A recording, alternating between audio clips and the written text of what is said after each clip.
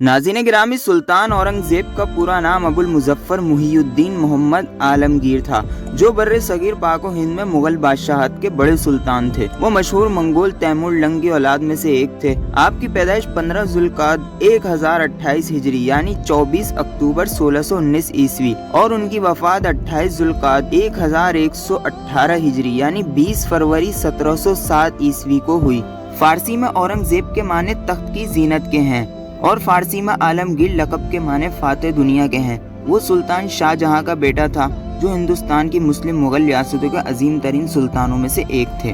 उनके अजीम कारनामों में से ये कि उन्होंने बिदात और खुराफात का मुकाबला किया। उसने मौसीकी सुनना और गाना छोड़ दिया था, हालांकि वो दोनों में बहुत माहिर था। और उसने बुत परस्ती और इख्तिराई तकरीबात को ख़त्म कर दिया। उसने ज़मीन को सजदा करने और चूमने के रिवाज को भी ख़त्म कर दिया, जो इससे पहले हुक्मरानों और बादशाहों से पहले किया जाता था। उसने हुक्म जारी किया कि लोग उसका इस्तिकबाल इस्लाम के नाम से करेंगे, और शायद यही वजह है कि इस्लाम से नफरत करने वाले बाद मुसन्निफीन ने उसे जुनूनी करार दिया।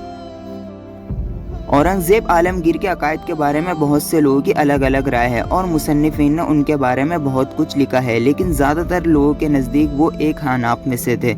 और इस सरजमीन के हनाफ के बारे में जो बात मशहूर है वो ये है कि वो अकायद के एतबार से मातरीदी हैं। इनकी सवाने उम्री लिखने वालों में से एक बहुत से लोगों ने कहा है कि वो सूफ़ी थे। अल्लाह उसके और उसके अकायद के बारे में ज़्यादा बेहतर जानता है। इसके बारे में हम यकीनी तौर पर कुछ नहीं कह सकते।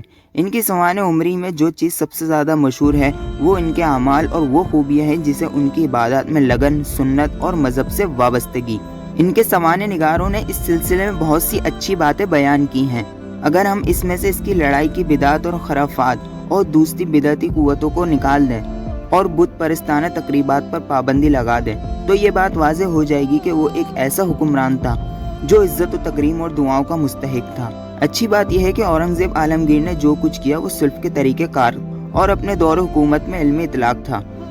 नाज़रीन, सुल्तान के सवाने निगारों में से एक जो अपने वक्त के सबसे करीब रहते थे और उन्होंने इसे सूफ़ी बताया था, अबुल फजल मोहम्मद खलील, जिनका इंतकाल 1206 हिजरी में हुआ। उसने अपनी सवाने उम्री में कहा, हमारे ज़माने में हिंदुस्तान का हुक्मरान, मोमिनों का हुक्मरान और रहबर, मुसलमानों का सुतून और निगहबान, अल्लाह की राह में जिहाद करने वाला, अजीम आलिम, उसकी मार्फत रखने वाला सूफ़ी, वो ऐसा बादशाह जिसने मुसलमानों की हिमायत और दिफा किया, जिसने अपनी सरजमीन में काफिरों को नीस्त व नाबूद किया और इनके शर को कमज़ोर किया और इस्लाम की हिमायत की और हिंदुस्तान में इसका झंडा बुलंद किया, अल्लाह के कलमों को सर बुलंद किया। उसने हिंदुस्तान के कुफ्फार से जुजिया वसूल किया, जबकि साबिका मुसलमान हुक्मरानों ने कुफ्फार की ताकत और कसीर तादाद की वजह से ऐसा नहीं किया था। उसने बड़ी फतूहात की और उनके खिलाफ मुहिम शुरू करी। जब भी वो किसी इलाके की तरफ जाता था तो उसे फतह कर लेता था, यहाँ तक कि अल्लाह उसकी रूह कब्ज़ कर ली जब वो जिहाद में मसरूफ़ था। उसने अपना सारा वक़्त ईमान के मफादात और रब्बुल आलमीन की इबादत में सर्फ किया, रोज़े रख कर, रात को नमाज पढ़कर और दीगर इबादत में। ज़्यादातर लोग उसके कुछ करने से काबिल भी नहीं होंगे। यह अल्लाह का फजल था कि वो जिसे चाहता है उसे अता कर देता है। दोस्तों, औरंगज़ेब आलमगीर ने अपने वक्त को ज़ाया किए बगैर अपनी ज़िंदगी को मुस्लिमों के लिए वक्फ कर दिया था और अपनी एक रियासत बनाने के लिए बहुत सी जंगें लड़ी, जिसमें उन्हें फतूहात ही मिली। जिसकी अहम वजह यह है कि उसने अपनी सरगर्मियों को दूसरी सरगर्मियों से नहीं जोड़ा। लोगों की शिकायत सुनने और रिपोर्टों को पढ़ने के लिए जो वक्त उसको दिया गया था, वो दिन रात उसको एक करके उसकी मुमलिकत से आती थी उसको सुनता था।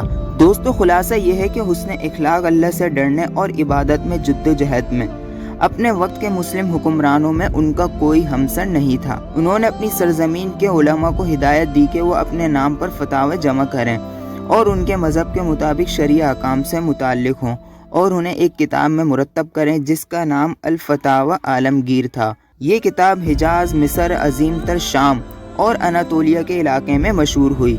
इस किताब का फ़ायदा आम हुआ और ये फतवा देने वालों के लिए एक हवाला किताब बन गई। ऐसा ही रहा यहाँ तक कि ज़ुल्क़ाद 1118 हिजरी के मुक़द्दस महीने में अहमदनगर में वफ़ात पाई और अपने आबा व अजदाद के कब्रिस्तान में दफन हुए। इनका दौर हुकूमत 50 साल तक रहा।